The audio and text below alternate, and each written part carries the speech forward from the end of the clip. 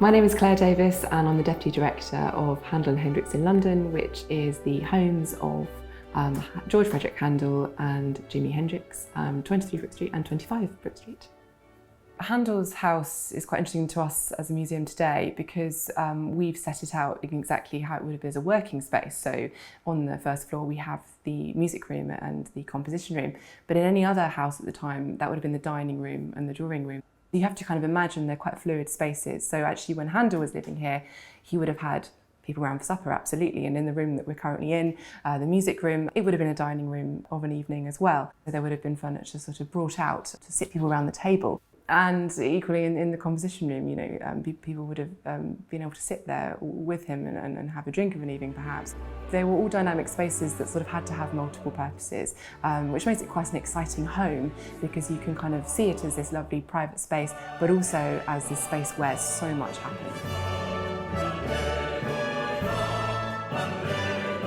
We're sat in Handel's music room at 25 Brook Street. It's in the middle of the house and it was a room where so much music was made, and it was a house that wasn't just a domestic space, it became a very much a working space as well. There wasn't really much rehearsal space that was available, so this house became a really important part of Handel's working life. He had to have rehearsals here in order to get prepared for the concert season.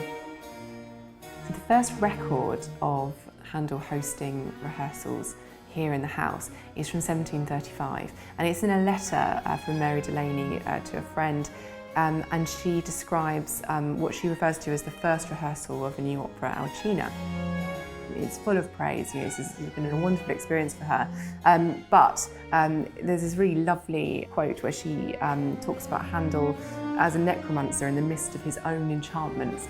The idea that he is so sort of magical and beguiling whilst he plays really gives us a sense of the sort of virtuosity and you know, how colourful perhaps his playing was, and of course how relevant that was to the opera itself. But the idea that people would come here to rehearse in quite, you know, a fairly small room, you know, and for people to come and watch those rehearsals, what an intimate space to see rehearsals and performance. And we're so lucky today that we're able to host rehearsals and performances here today. So when you come to visit Handel House, you'll likely stumble across musicians sitting at the harpsichord and singers singing to really bring that history to life.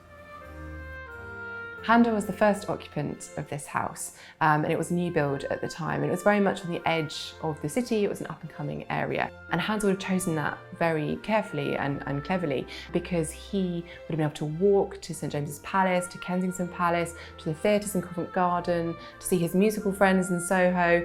You know, everything could be accessible on foot, and also his neighbours included dukes and duchesses, earls, but also portrait painters and architects. And so it was a really interesting neighbourhood to live in. He had his patrons on his doorstep, but he also had people he could collaborate with on his doorstep. There are examples of adverts that Handel put in the Daily Advertiser for subscribers to his concert series, so they could buy tickets in bulk in advance, or subscribers to his publications, so full works. And for the sort of connoisseur, that might be a leather-bound, sort of beautiful version that would then go into their libraries, or for the musician to go off and play elsewhere.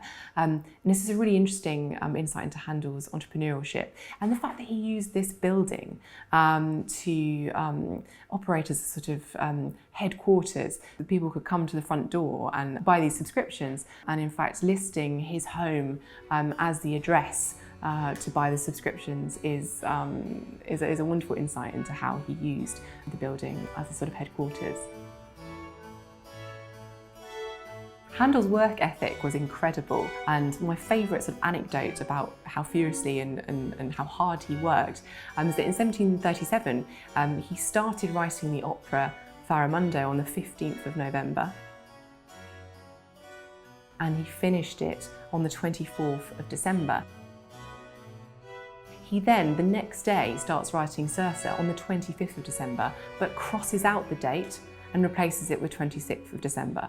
So the idea that giving himself off a day for Christmas was such an afterthought. It really shows that he kind of was forgetting what was going on around him. He was so, consumed by his music making. And the fact that Faramundo itself was written in 40 days is no mean feat. That's a lot of music to get through in such a short period of time. So the idea that Handel was writing from dawn till dusk is quite an incredible thing, and something perhaps in this modern world we can't really get our heads around, the fact that you really would just be sat there working in as much naturalised as you possibly could with no other distractions.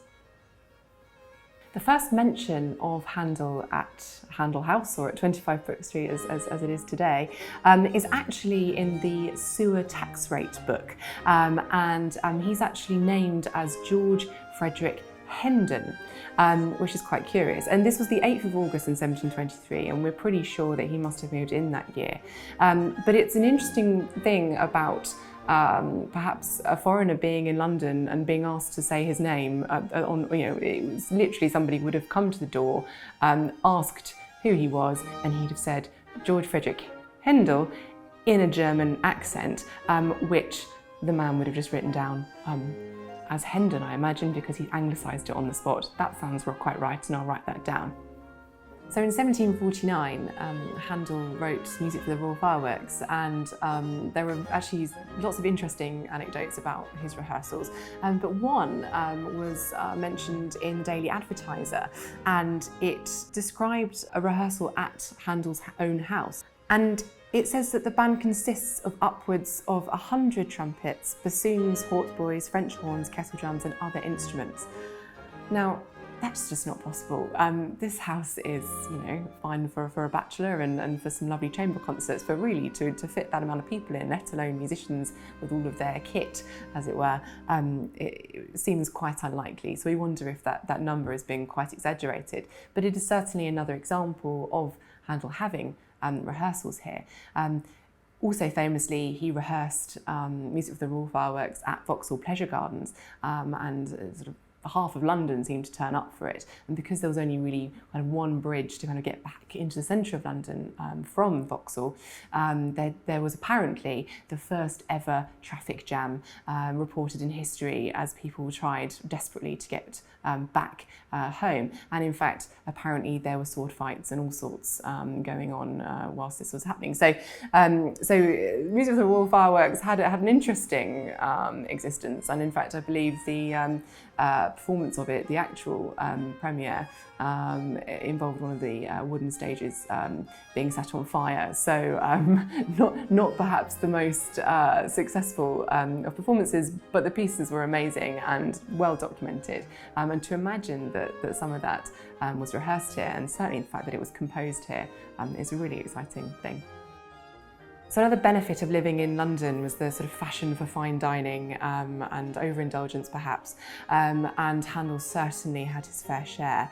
He was certainly described as quite a rotund man, and in fact there are lots of anecdotes about him being quite greedy and a little bit selfish with his food. And we certainly know of situations where there were people here dining with Handel and perhaps having a little bit more of a simplistic meal, perhaps one that you might expect at a composer's home who might not have quite so much resource to have a fine dinner, but actually then later on finding him on his own scoffing away at the sort of fantastic cuts of meat and indulgent wines and oysters and whatever he had at his disposal. So this image of Handel as this sort of big, fat, greedy man prevailed, and Joseph Goupy, the caricaturist, certainly went and put pen to paper on this and created an image of Handel as a boar sat at an organ with a swan just sort of casually lying by the side, discarded oyster shells. He sat on a barrel of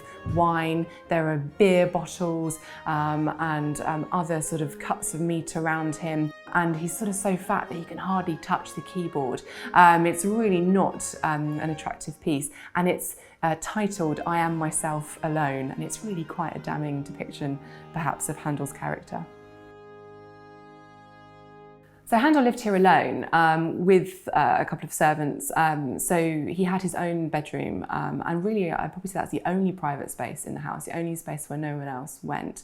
And so sort of when you're in there, there is that kind of tranquility. And, you know, it is probably the only time where he really just was alone in his own thoughts. And you can imagine that perhaps he might have had a few Eureka or indeed Hallelujah moments in there, you know, thinking of the next sort of melody for the next aria. But his room, the room next door to that, we call the dressing room, and certainly for a bachelor, that's exactly what that room would have been used for. But in the last 5 years of Handel's life, he went completely blind, and so he needed much more support. And so his manservant, Peter de Blonde, had a bedroom set up in Handel's dressing room so that he could be in close proximity and able to assist Handel when he needed it. It's worth noting, though, that Handel did actually continue performing and writing, and one of the last oratorios he wrote was Jephthah. So a few months after Handel died, an inventory was made of everything that was left in the house. But it's a really curious document because actually most of the objects in there are sort of old, worn out furniture, which doesn't really tie in with the kind of lifestyle that we know Handel had. For example, we know he had an incredible art collection of extremely beautiful pieces by famous Italian and Dutch artists. And so we know that you know, this inventory isn't actually really representative of what he had here. I mean, there's not even a harpsichord or an instrument on it. So we can imagine that these things were off being prepared for sale, or had been taken by inheritors or whatever, but they were not here. And it's a really interesting document because we try to use it to help us shape the way that the house is displayed today, but with the sort of caveat that A, a lot was missing, and B, it's, you know, all homes are fluid, and so if one room happened to have an old matted chair in it in 1759, 3 months after Handel died, that doesn't mean that that's where that chair lived for the entire time that Handel lived here. And so, you know, it's a document that we can say, oh, okay, he had some of these things, and perhaps this might show us how a room was used, but it's not really a concrete document that really shows us how he was living. However, the kitchen is fascinating to us because nothing seems to have moved from there. It is a very comprehensive document of all of the items that his kitchen contained, you know, from sort of saucepans to dinner plates. And so that would be certainly a very useful resource for us as we go into our project to recreate the kitchens. It's so important to keep Handel's legacy alive, and that's because, you know, Handel was German. He came to London, and the music scene for London at the time was perfect for him. He had this incredible craft of Italian opera, and sort of upper echelons of society loved the continent at the time. You know, that was an exotic thing, and for somebody to come over and to be able to produce these exciting works of art, you know, he was quids in. This was a place where he could make lots of money, and so he in turn made the opera scene really in London. He transformed it. He became synonymous with London music and theatre, and so London and Handel had this incredible relationship, and we can see that you know, with other musicians such as Jimi Hendrix later on, and it just goes to show that, you know, London is this incredibly open and accessible place, and you can make it what you want it to be, and it's there to sort of